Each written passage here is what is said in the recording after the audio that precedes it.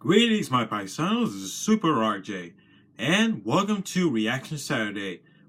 Every Saturday, I'm gonna do a reaction on anything I want to watch on YouTube. Now, I'm not gonna say I'm gonna view it every Saturday because I'm gonna do it once in a while because I'm gonna have a hard time doing it every Saturday. But that's beside the point. But today, I'm gonna give you another reaction to you guys. Today, I'm gonna be reacting to Animation Lookback on Cartoon Network Part 2. I was originally supposed to react to the first one, but I decided to pass because I already saw it. When it first uploaded. But anyway, I can't wait to Animats took on some Animation Lookback. Some cartoons that look up today are to me are one of the greatest. Like the first one we're about to look at is Courage the Cowardly Dog.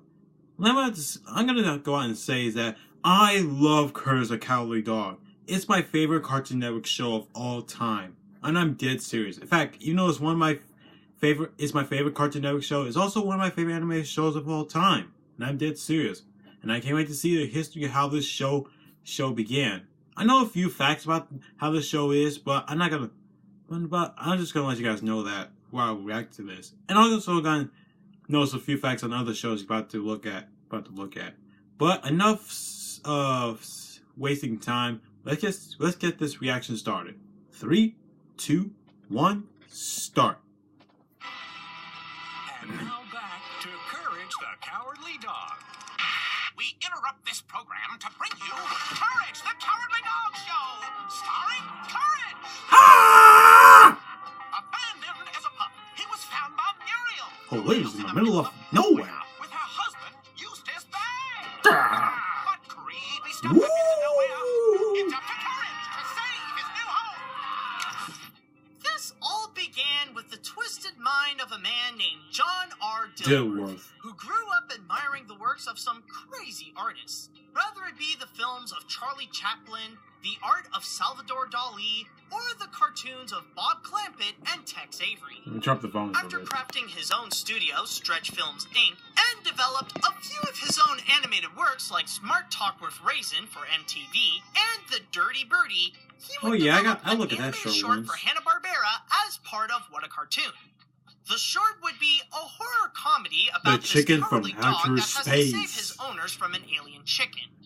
One notable aspect about this short is that it was heavily inspired by Wallace and Gromit, The Wrong Trousers, I didn't know that. especially how the penguin would share similarities to the chicken. The cartoon turned out to be a success far bigger than anyone would ever expect, because not only did Cartoon Network ask Dilworth to turn it into a show, but it also got nominated for an Oscar for Best Animated Short at the 68th Annual Academy Awards, which at the time, the winner was Wallace and Gromit in a close shave. Aww. At the start of the show's run, Courage used to have a lot more dialogue, and Eustace was voiced by Lionel Wilson. However, as time would progress, the guys at Cartoon Network felt like Courage was a bit too talkative, and decided to minimize his dialogue in later seasons. I guess you can say that's a Eustace, good or Wilson bad thing. quit in the middle of the series and ended up being replaced by Arthur Anderson. Well, judging by the markings and the obvious age of the relic, I'd have to say it would be Garbage! what you hiding from anyway? Can't eat the food. For those who have watched the whole series, you may have noticed the word dill popping up occasionally. Yeah, I want to know That's why. because it's meant as a signature to have Dilworth's name in the show. Another way guess that John makes sense. put his print there is to have a sketch of himself placed in various areas. Oh yeah, I see Interestingly himself. enough, I saw that in the elements Sesame, that in some of the Dilworth heavily Sesame puts Street emphasis sketches. on is sound. Unlike other shows, he didn't want to use old stock sound effects.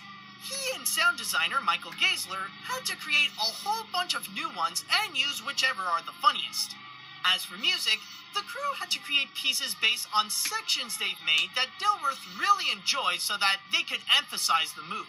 Rather they be funny, suspenseful, It's or Dr. Bo's action-packed. world. There would also be some pieces of classical music in order to pay homage to the classic Looney Tunes cartoons. The series premiered on November 12th, Night at the Cat's 1999, with the Motel. first episode presented as A Night at the Cat's Motel. And it No was one Cartoon Network's checks out highest-rated of the premiere Cat's at the Motel. time, on top of getting some strong reviews with critics loving the mix of comedy and horror. It would go on for 4 seasons and Until in 52 2002. episodes, while ending it off at the end of 2002. During that time, Courage would go on to win an Annie Award for Best Production Design for an animated TV production for its first episode, and a Golden Reel Award for Best Sound Editing. In 2014, Courage made a comeback. Yeah, I seen this. It was actually amazing. I highly recommend you look at the it. Special is that instead of having Anderson reprising his role as Eustace, This time Eustace is voiced by the guy who voiced Rex from Toy Story. Did he do justice to the voice to connect with the old loved ones? Who cares? I'm gonna be rich! Filthy rich! Yes, you will be, Rex. You will be.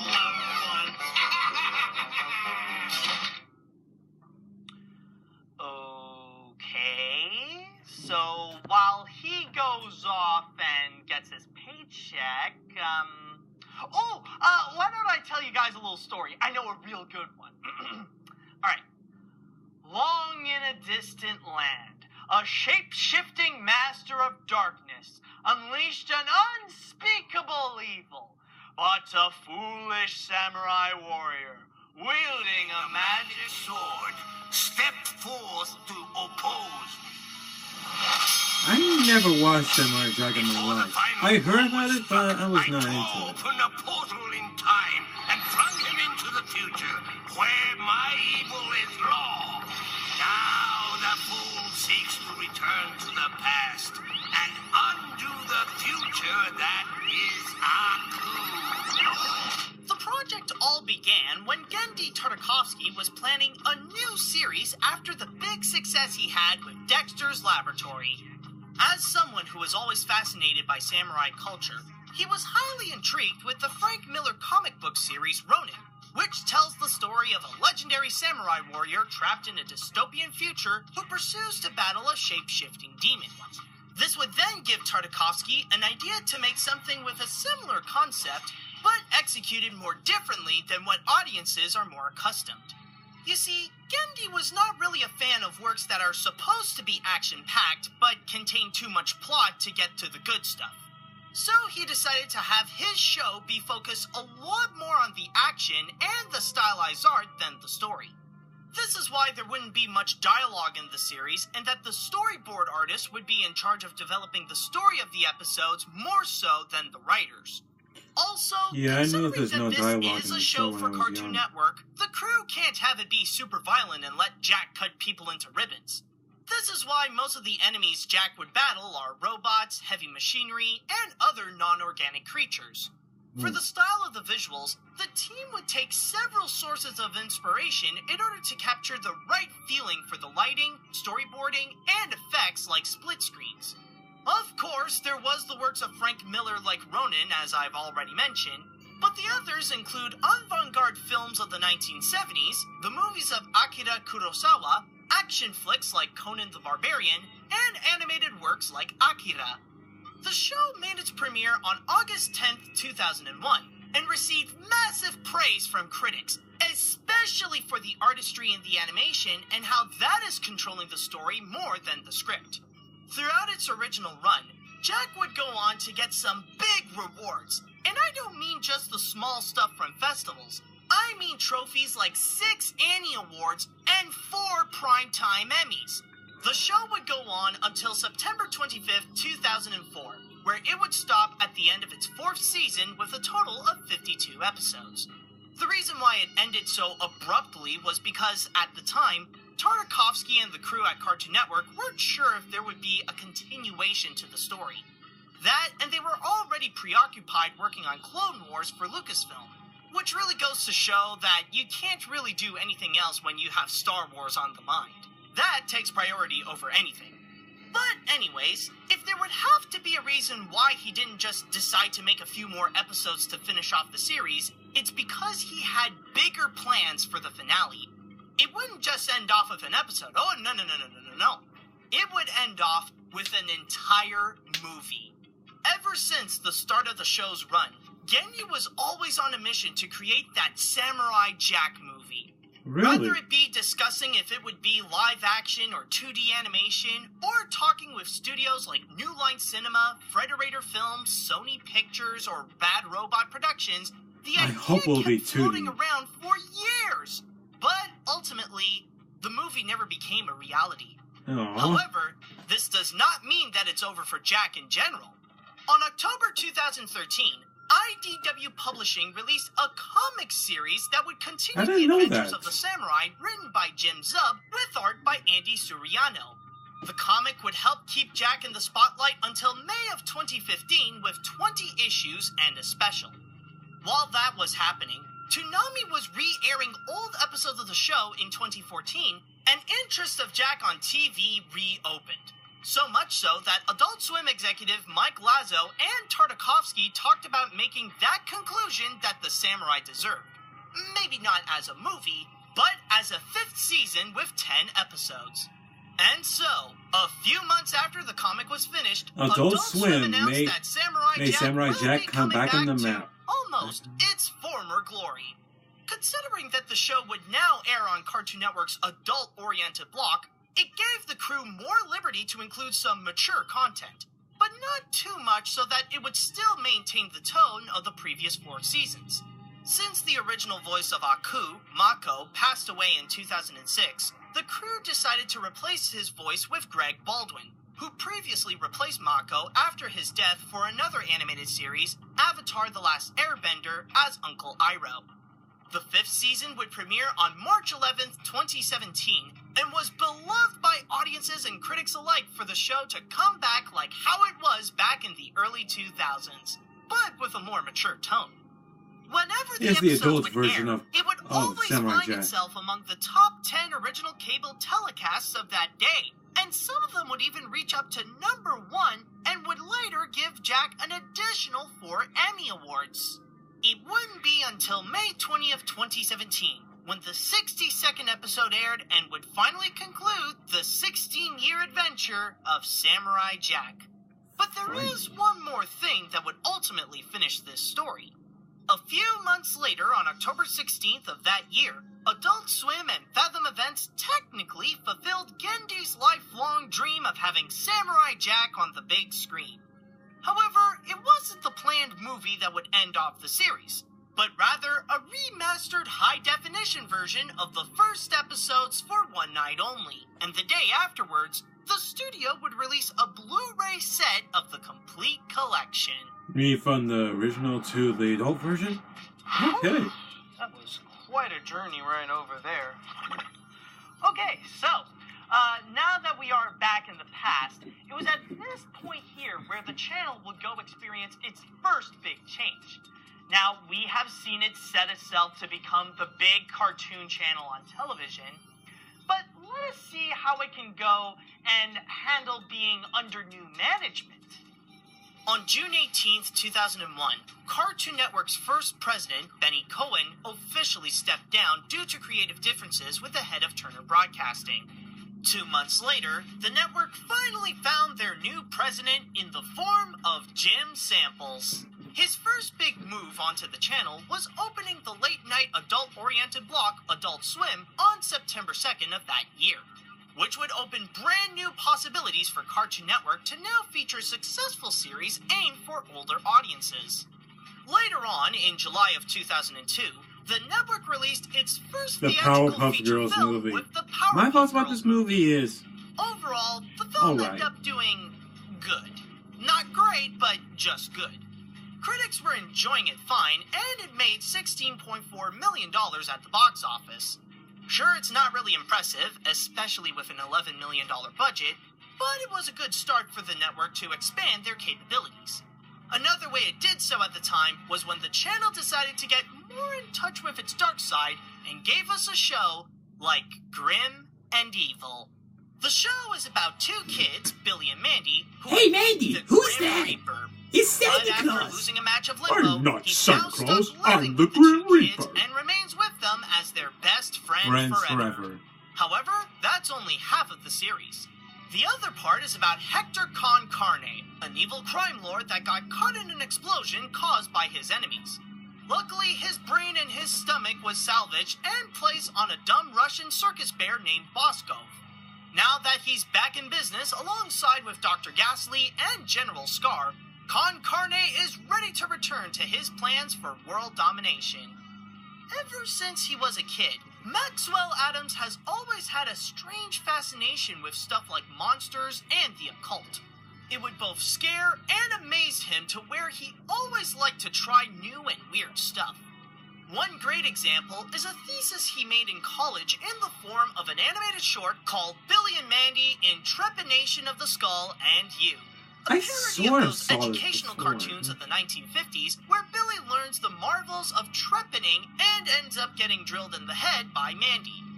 On a side note, this short was never seen to the public until April 30th, 2016 at the Tromanimation Film Festival. Fast forwarding a few years later, Cartoon Network held a special event on its channel called Cartoon Network's Big Pick, where audiences could vote for which cartoon they would like to see become a series. During Really? the finals, it ultimately went down to Whatever Happened to Robot Jones, Longhair and Doubledrome, and The Grim Adventures of Billy and Mandy, where Adams took his old characters and gave them an update along with adding Oh, the a Grim spooky Reaper to skeleton. the mix. For the voice of Grim, Adams originally wanted to have it be British in the veins of Dr. Smith from Lost in Space.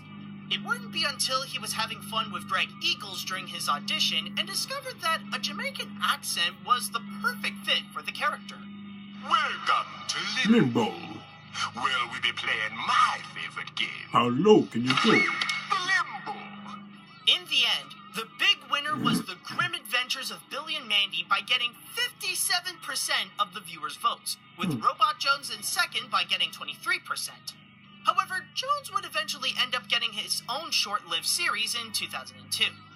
Between the time Maxwell finished that pilot and winning the Big Pick, the network allowed him to make a second cartoon in the meantime, which he decided to make something that was inspired by his love for action-oriented media such as animated shows and action figures like G.I. Joe. When asked to have that turn into a series as well, the creator decided to do something similar to Cow and Chicken, where the main series would be grim and give more attention to that, while Evil would have a short episode in between that would be reminiscent to I Am Weasel. The series made its premiere on August 24th, 2001, but ended up being very short-lived by only getting 13 episodes in 2 seasons, with its end on October 2002. So, does this mark the end of the series? Of course not. Well, yes and no. Yes, because now Grim and Evil is over.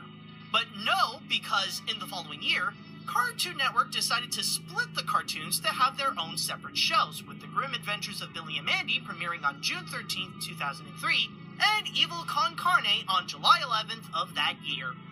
For Adams, it was a bit too much work to simultaneously work on 2 shows, and he had more enthusiasm over Grim. So what ended up happening with Con Carne is that the series ended off short on October 2004 with only 13 episodes, half of which recycled from the previous episodes done for Grim and Evil. As for Billy and Mandy, the show proved to be much more successful. So much so that General Scar from Con Carne Comes the neighbor. moved in as a regular character for the series. So why'd you move to this dump? We got bought out by a big entertainment corporation. It seems they didn't want the competition for world domination. The show would gather some positive reviews and won 2 Emmys and an Annie Award. The new show would go on for a total of 6 seasons with 77 episodes, but it wouldn't be fully over afterwards. In 2007, 2 TV specials were created showing bigger adventures with the characters, including Billy and Mandy's Big Boogie Adventure I've seen that one. and Billy and Mandy, The Wrath of Oh the yeah, Spider. that was my favorite. In 2008, Adams and his team created a special spin-off special called Underfist Halloween Bash, which stars some of the side characters from the series, like Irwin, Scar, Jeff the Spider, Hoss, and Fred Burger. where they team up to fight off evil chocolate bar monsters led by a marshmallow bunny. It was originally going to be the start of a new series where Adams would play with some of the other characters from Billy and Mandy, but things didn't work out at the studio. So he ended up leaving Cartoon Network to end up being at Disney on Fishhooks, thus ending off Billy and Mandy's adventures. Oh man, I do not like Fishhooks. He While really those made kids that were show? literally playing around with the Grim Reaper, other kids were always on a mission in codename Kids Next Door. In a giant treehouse known as Sector 5, 5 kids that are numbered from 1 through 5 I've really are seen on this a show mission to fight in my off life. adults, seniors, teens, and delightful children from down the lane from making kids from around the globe miserable in a secret worldwide organization called Kids Next Door. Of course, where else can we start this but when the creator himself was a kid? Tom Warburton was someone who always loved to draw. Even at an early age, he got into Japanese animation from Hayao Miyazaki's Castle in the Sky to Robotech and Gundam. He always enjoyed reading those comics like the X-Men series and was fascinated with the idea of a secret organization going out to always save the world from evil. After starting up a career in animation by working on shows like Doug, Beavis and Butthead, Schoolhouse Rock, and Pepper Ann, Warburton went to Hanna-Barbera in order to create a pilot for a series called Kenny and the Chimp, where a boy would always end up in trouble caused by his dumb chimpanzee named Chimpy. The pilot aired on the first spin-off show of What a Cartoon called The Cartoon Show in 1998. But unfortunately, the series never saw the light of day. Well, actually it did, but not as Kenny and the Chimp. You see, originally, there was this group of troublemaking kids called the Kids Next Door that would always end up putting Kenny in a bad situation. Tom would then take these characters and change them up to be more like secret agents that would fight off evil adults. He sent the pitch onto Cartoon Network, and they let him take a shot at crafting another potential series. In August of 2001, Cartoon Network put up their second big pick event and put up 10 pilots for viewers to vote on. One of which being Kids Next Door with its pilot titled No Pee in the Ool. Out of a total of more than 220,000 votes, Kids Next Door ended up as the big winner of the contest by earning more than a quarter of those votes. The runner-ups of the event include A Kitty Bobo Show and My Freaky Family. The series made its premiere on December 6, 2002, and during its run, it became one of the channel's biggest shows in the mid-2000s. On a side note, small elements of Kenny and the Chimp would find its way onto KND, including Professor Triple Extra Large becoming a regular villain in the series. Professor Triple Extra Large! Who completely changed the world for kids everywhere.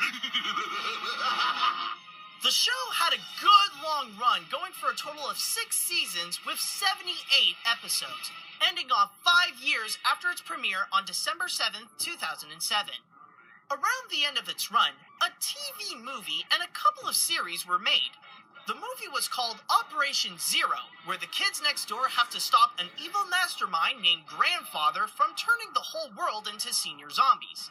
As for the specials, the first one was called The Grim Adventures of the Kids KND. Next Door, a crossover with The Grim Adventures of Billy and Mandy, and the other was Operation Interviews, which told the story of their final mission with number 1, making it as the true finale of Kids Next Door on January 21st, 2008. Huh.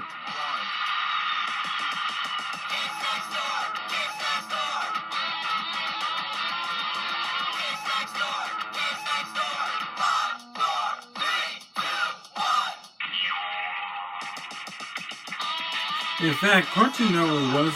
In fact, the guy who made the show was supposed to make the remake of the show, but Cartoon Network declined because they thought too much the kids understand the story arc of the remake, which is really dumb, because I'm looking forward to see the remake of Codename Kids Next Door.